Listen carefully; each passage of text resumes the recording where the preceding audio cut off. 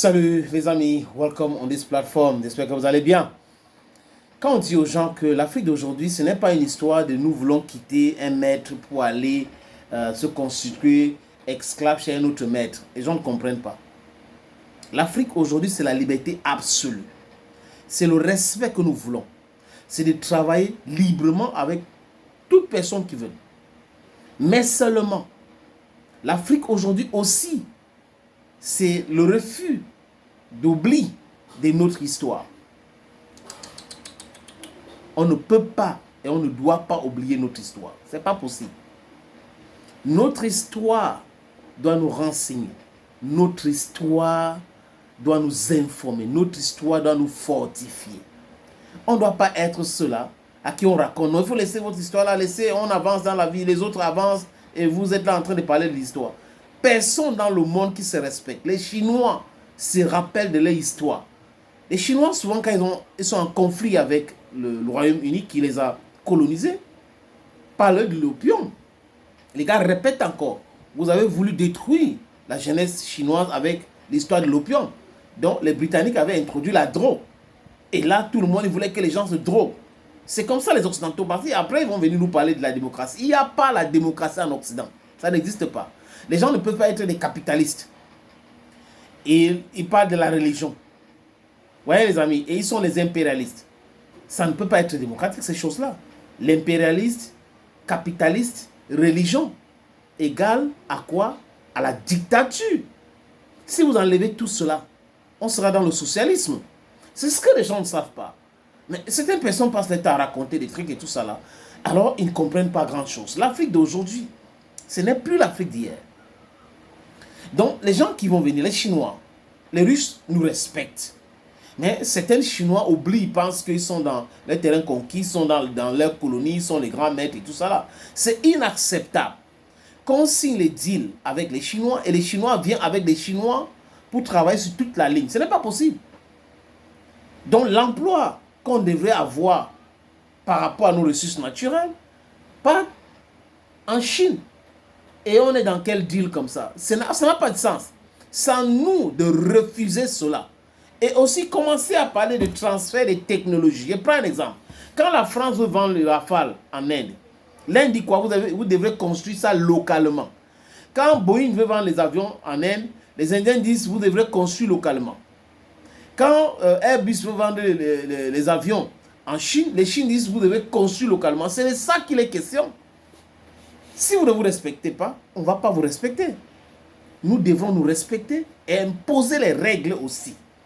C'est fini cette époque où les gens nous regardaient avec condescendance. Non, vous nous regardez comme ça, on va vous regarder 2 fois plus. Are you getting the point? C'est pas, on ne doit pas être inacceptable. Et l'AIS est en train d'envoyer le message. Ce message-là est clair. Vous devrez nous respecter.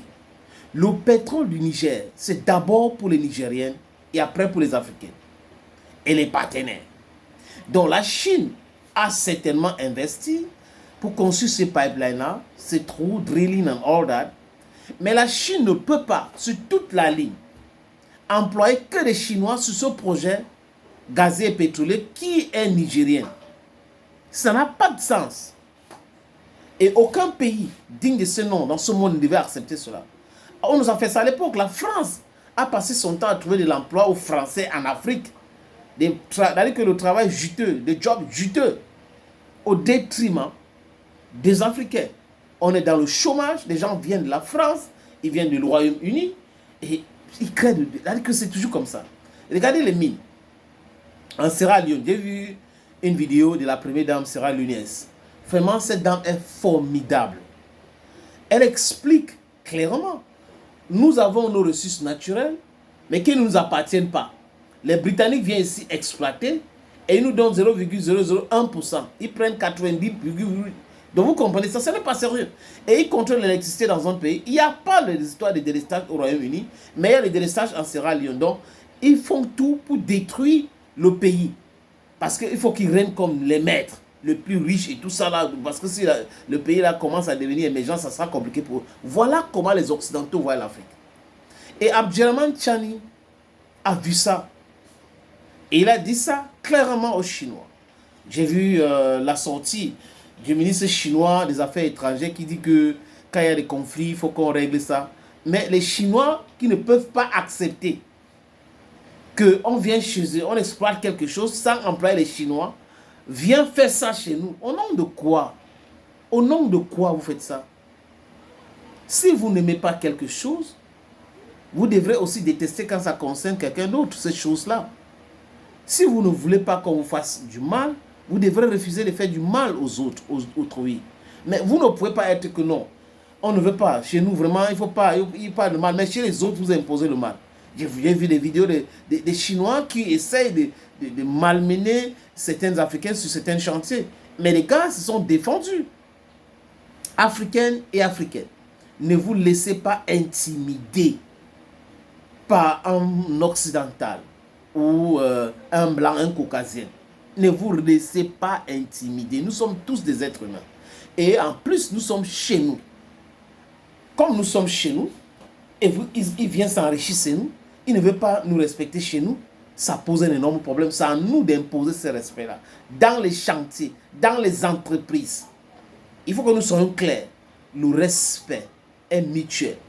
Mais si vous vous rendez compte qu'on ne veut pas vous respecter, imposez votre respect.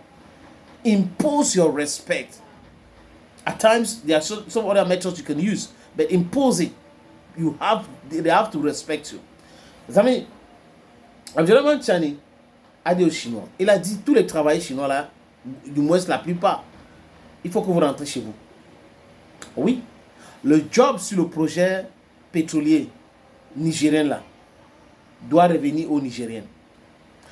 Ils ont un problème d'emploi jeune. Ils ont des jeunes qualifiés.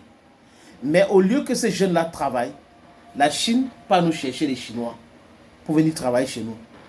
Bientôt, ils vont faire les beignets, tout ça, ils vont tout faire. Vendre l'eau minérale, l'eau glacée, partout. Au détriment des Africains chez eux. J'ai dit, en Chine, ce n'est pas possible. Hein? Donc, si en Chine, ce n'est pas possible, c'est qu'on est en train de dénoncer là. Ça veut dire que quoi? Chez nous aussi, ce n'est pas possible. On n'est pas dans le no man's land. Le problème de l'Afrique, c'est que certains dirigeants africains se laissent manipuler. Ils ne veulent pas. Après, ils vont commencer à faire, on vient les voir, donc bon, on va vous donner tel montant, on va essayer, ouais, mon frère, tu sais que tu es un frère et tout. Et ils vont laisser, donc des corrompus, des vassaux, des sous-préfets, des sous-préfets. C'est comme ça. Africa should be respected. Africans should be respected. And Africans should impose respect. We are not condescending. We are not mean. But we merit that people do respect us. Thank you, friend.